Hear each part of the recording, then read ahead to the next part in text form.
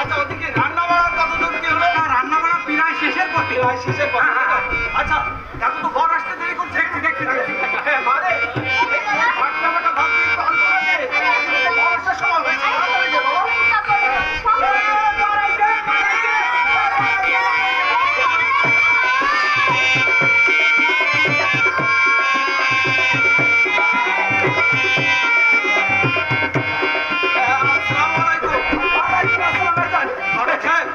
আপনাদের আসতে কোনো সমস্যা হয়নি তো? ভাই জান এসে বর্তমান কথা দিলাম তখন রাস্তায় কোনো পানি ছিল না।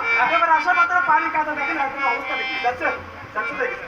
বলছিলাম কি এই দেরি যখন হয়ে গেছে বিয়ে কেস লাগে। আচ্ছা দেখছি বাবা। হ্যাঁ ও পাশে কাজী সাহেব বসে আছে। আপনাকে নিয়ে আসলাম বিয়ের কাজ হয়ে যাচ্ছে।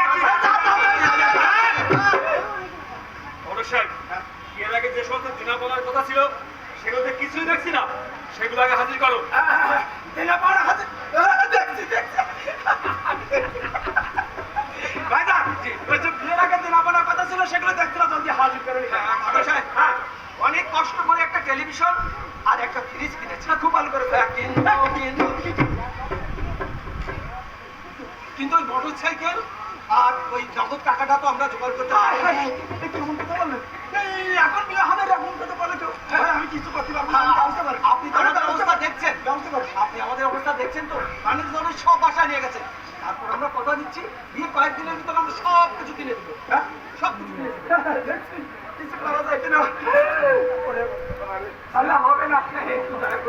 একটু কাকা আপনি ভাই জান আমি সব শুনেছি। সাগর হবে না। ভাইসান আপনারা কেউ যাবেন? আমি কি করবো? আরে তারা বিয়ের সময় কথা দিয়ে কথা রাখে না। তারা বিয়ের পর দিকে কেমন কথা দিয়ে কথা রাখবে আমার ভালো করে জানা আছে।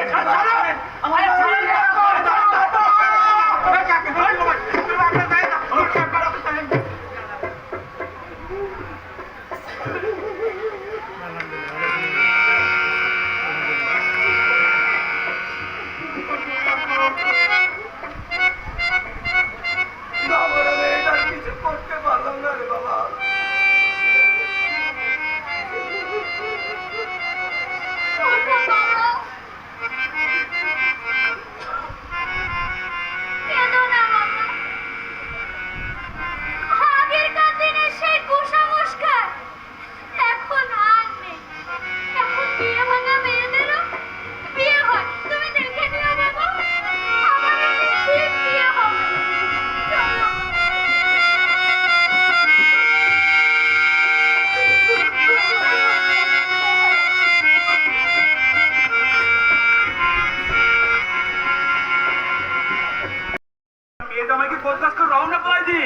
আচ্ছা দেখছি বাবা ওই বাহাদুরিগুলো আগে ধরে দাও।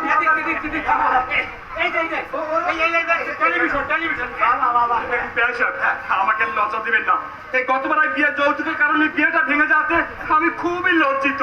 তাছাড়া যৌতুক দেওয়ার নেওয়ার দণ্ডনীয় অপরাধ। এর মধ্যে আমি আপনি এটাকে যৌতুক বলছেন কেন? এই সমিতির লোকজন খুশি হয়ে আমার মেয়ে বিয়ে তো উপহার স্বরূপ দিয়েছে। আমার মেয়ে যা যা পেয়েছে সব আপনার নিতে হবে, না বললে কিন্তু